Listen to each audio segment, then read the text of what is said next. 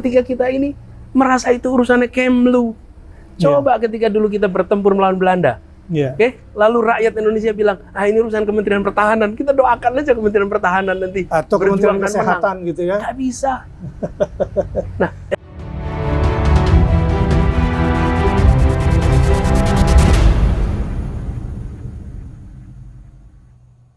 Pak Anies kira-kira gini, mohon maaf nih. Karena Pak Anies ada kegiatan lain setelah ini. Ini asik nih bicara nih. Solusinya kira-kira sebagai warga dunia atau Indonesia bagian penting untuk memberikan kedamaian buat Palestina. Sudut pandang Pak Anies sebagai bagian, insya Allah, dari salah satu pemimpin dunia. Begini. Tidak ada peperangan, pertempuran yang menghasilkan perdamaian. Perdamaian tidak ada. Tetap harus ada negosiasi. Pertempuran menghasilkan luka. Ya. Peperangan menghasilkan luka. Ya. Selalu. Dan hari ini luka itu terjadi. Ya. Banyak. Banyak. Dan setiap ada konflik, ya. Setiap kali ada pertempuran, maka di situ minimal ada 4 kelompok. Ya. Satu kubu ada 2 kelompok. Ya. Kelompok yang moderat, ya. Kelompok yang garis keras. Ya. Begitu juga yang di seberang. Ya, kelompok moderat, kelompok garis keras. Pengalaman kita di Indonesia. Ya. Dulu kita ini banyak sekali kelompoknya ketika kita mau merdeka itu. Faksi-faksi. Faksi-faksinya banyak sekali. Antar tokoh-tokoh itu berbeda pandangan. Luas pula negeri kita ya. Beda-beda. Ya. Tapi hebatnya mereka bisa bersatu. Ketika mereka bisa bersatu, maka merdeka itu terjadi. Oke. Jadi persatuan ya. Persatuan. Zaman Jepang ada 2 itu, yang kooperatif dan non kooperatif. Ya, ya. Yang non kooperatif tuh Sultan Syahrir dan kawan-kawan. Ya. Yang kooperatif Soekarno, Hatta dan sebagainya. Ya. 2 ini tarik menarik, itu yang saya sebut. Satu yang garis keras, ya. Satu yang moderat. Artinya template ini bisa dipakai juga kalau kita lihat. Ya. Kita lihat bagaimanapun juga kalau kita lihat nih di Palestina ada kubu Hamas. Ya. Yang bisa disebut ambil jalur keras. Sama faksi-faksi ada faksi-faksi lain. Lalu kemudian ada Fatah yang cenderung lebih diplomatik. moderat. Ya. Kemudian di Israel sama juga. Apalagi Netanyahu, orang di paling ujung-ujung kanan. Netanyahu ini pakai standar apapun. Ya. Adalah seorang yang bengis. Seseorang yang pikirannya ekstrim. Ya. Dan betul-betul pandangan adalah menihilkan Palestina. Yang dia bayangkan adalah menghapus Palestina. Dan itu dia gunakan kekuasaannya. Dari tahun 90-an. Saya masih mahasiswa saat waktu Netanyahu ini pertama kali jadi Perdana Menteri. Iya. Dan pada waktu itu saya bilang, ini orang luar biasa. Ariel Sharon yang jauh kasar aja kalah sama anak muda satu ini. Waktu itu dia masih relatif muda, Netanyahu itu. Iya. Jadi saya melihat ke depan, perlu bagaimanapun juga perlu ada pembicaraan level politik. Iya. Untuk mencari jalan keluar. Iya. Dan itu harus dibahas. Iya. Harus dibahas, didiskusikan, dan menjadi kesepakatan. Iya. Tidak mudah. Tapi sudah mungkin 8 tahun ini pembicaraan itu berhenti. Dulu mungkin sempat hanya di level elit di PBB barangkali nggak langsung kepada pernah di pelakunya. tahun 2000 itu Ehud Barak dengan Yasser Arafat. Sempat membicarakan two-state solution. Waktu itu sempat diobrolin di Camp David. Mediasinya adalah Bill Clinton. Two-state solution, solusi 2 negara. Betul. Nah, di level eksekusi, masing-masing dalam negeri nggak dapat support. Masing-masing ketika pulang Ehud Barak berantakan di Israel, Yasser Arafat juga pulang dalam situasi begitu. Jadi ini adalah sebuah konflik yang panjang. Jadi kita harus siap untuk stamina panjang. Tapi menurut hemat kami, tetap harus ada percakapan diplomatik, percakapan politik. Seperti kita. Pengalaman kita di Indonesia. Ketika kita memperjuangkan kemerdekaan, bersatu, declare, lalu jaga persatuan itu.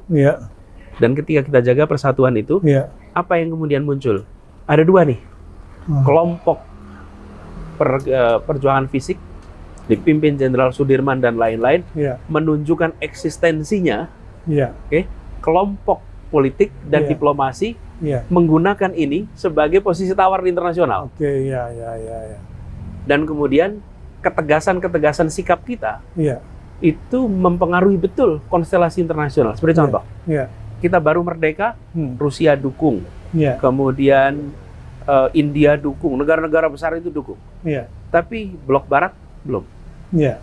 karena ada Belanda di situ Betul. yang dekat dengan sekutu. Ya, sekutunya. Apa yang terjadi? Peristiwa Madiun 1948. Iya. Ketika ada pemberontakan komunis, Iya. itu mengubah pandangan dunia Barat. Oh. Apa yang terjadi? Mereka curiga bahwa Indonesia akan masuk blok timur. Iya. Karena pikiran-pikiran kita adalah pikiran-pikiran yang dekat dengan sosialis. Iya.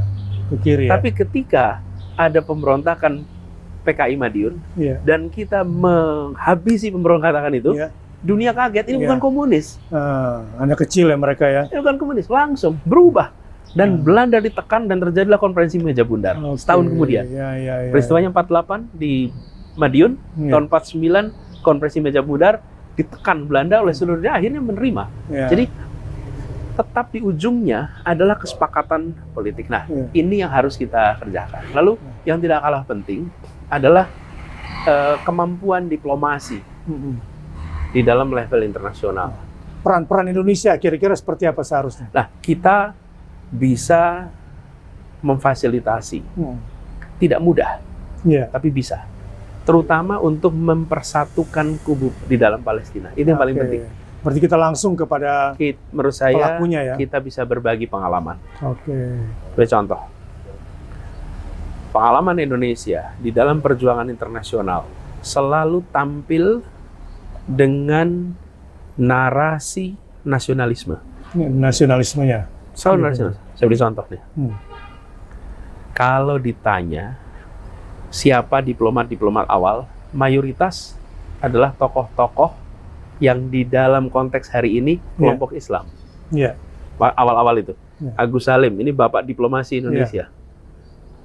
Oke. Kemudian Muhammad Rum, Iya. betul ya? Iya. Tokoh-tokoh ini, mereka di dalam negeri, kalau dibuat pola, Iya. mereka itu kelompok Islam Keras ya. secara afiliasi politik. Iya. Tapi ketika mereka ke dunia internasional, Iya. kami Indonesia, Iya. kami nasionalis, Iya. tampil keluar dengan gagasan nasionalisme, Iya. gagasan keindonesiaan, Iya. ini sebagai bangsa yang bersatu dalam bineka. Iya. Oke, Palestina bisa belajar itu. Bahwa keluar, tapi kalau kita di dalam negeri, Bung Tomo, tempur takbir.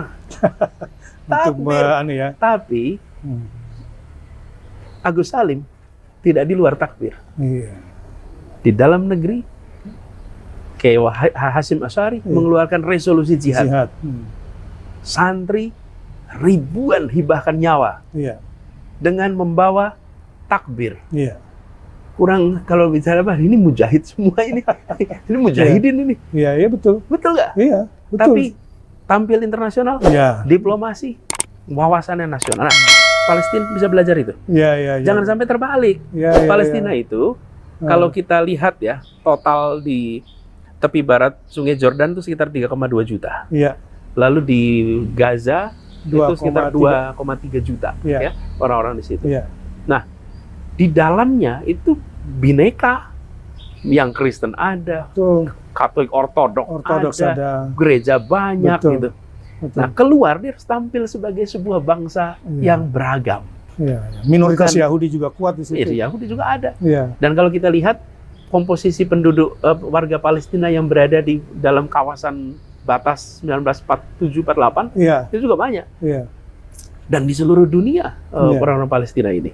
Nah, jadi tampil itu satu. Jadi menurut Iya. saya peran kita untuk mempersatukan. Mempersatukan mereka ya. Dan kedua, membawa pada mereka pengalaman kami Oke, di di Indonesia. bahwa tanpa kita sendiri bersatu, Iya. sulit kita bisa meraih kemenangan, sulit kita bisa menghasilkan keberhasilan. Nah, ini menurut Bagaimana blok Amerika yang selama ini berusaha menawarkan proyek-proyek perdamaiannya didukung PBB, Dewan Keamanan? Begini. Apa sebabnya? saya seluruh proses itu nantinya akan bisa dinegosiasikan, Ya, ya. Tapi berangkatnya harus bersama-sama. bersama-sama. Tanpa kebersamaan itu, dan Iya. saya rasa kita harus lebih sering mengirimkan melihat dari sisi Palestina ya, Ya.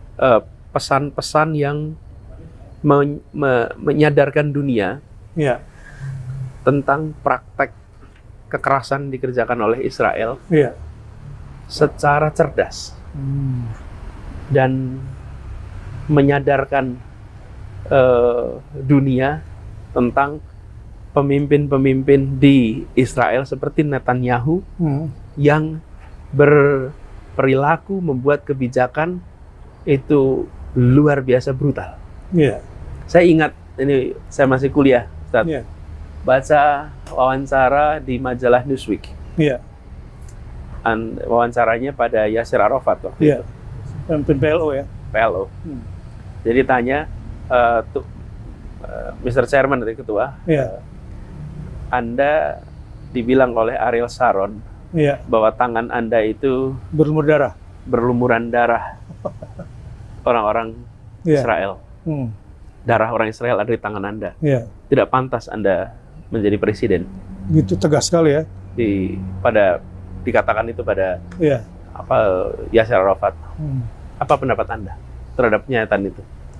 Lalu apa yang dijawab Yasser? Yasser Arafat bilang gini, jika saya jadi orang Israel, Ya. saya tidak akan pilih Ariel Sharon.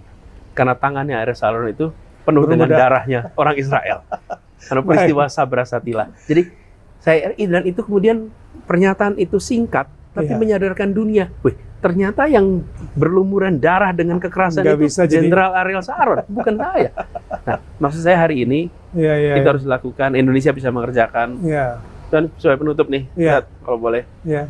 hitungan kilometer kita ini memang jauh Iya. dari sana. Iya.